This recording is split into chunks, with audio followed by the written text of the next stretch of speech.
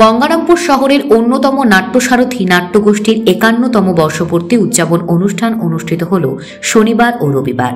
গঙ্গারামপুর শহরের কাদিহাট প্রাথমিক বিদ্যালয়ে নাট্যসারথীর ৫১তম বর্ষপূর্তি উদযাপন অনুষ্ঠানের আয়োজন করা হয়।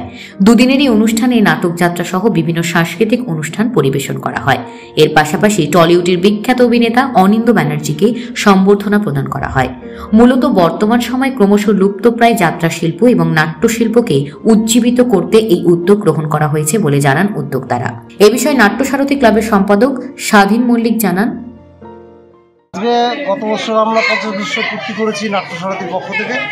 এবার আমরা ৫১ বছর পূর্তি করলাম।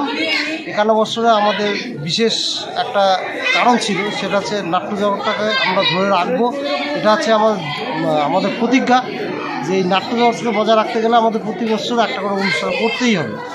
তো এবার আমরা একটা ভালো সাড়া পেয়েছি।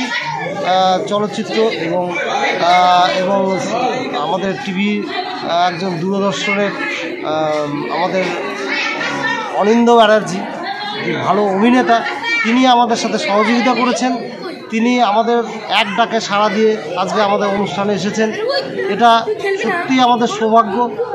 এবং আজকের যে অনুষ্ঠানের মূল আকর্ষণ হচ্ছে আমাদের নাট্যসারথীরই একটা যাত্রা, এবং গতকাল ছিল একটা নাটক, সে নাটক আমাদের হয়ে গেছে। আজকে হচ্ছে আমাদের যাত্রা দিয়ে আমরা আজকের দিন শেষ করব। দুদিনের অনুষ্ঠান আমরা সমাপ্ত করব যাত্রার মধ্য দিয়ে। গঙ্গারামপুর থেকে বিশেষ প্রতিবেদন, নিউজ টুডে।